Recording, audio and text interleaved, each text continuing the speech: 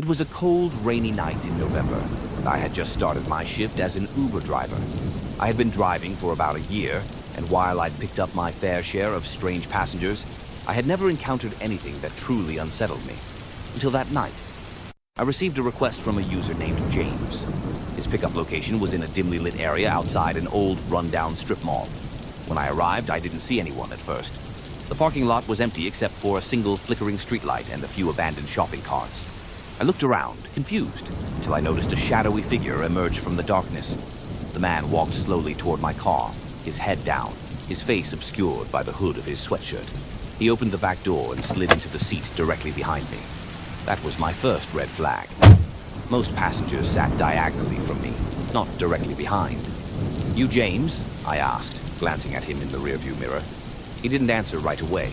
Instead, there was an uncomfortable pause before he muttered, "Yeah, just drive." I entered the destination and my stomach dropped.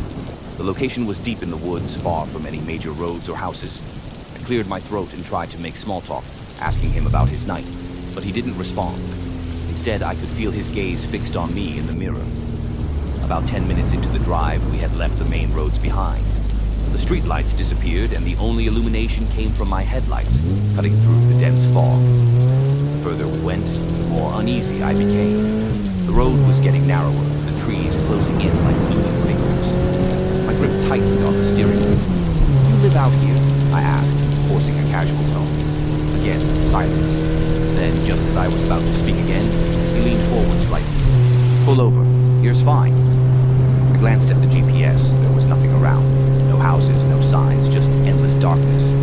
"Are you sure? This doesn't seem..." I said, "Pull over." His voice was different now, firmer, darker. My pulse quickened as I slowed the car to a stop. I kept the engine running. Something felt very wrong.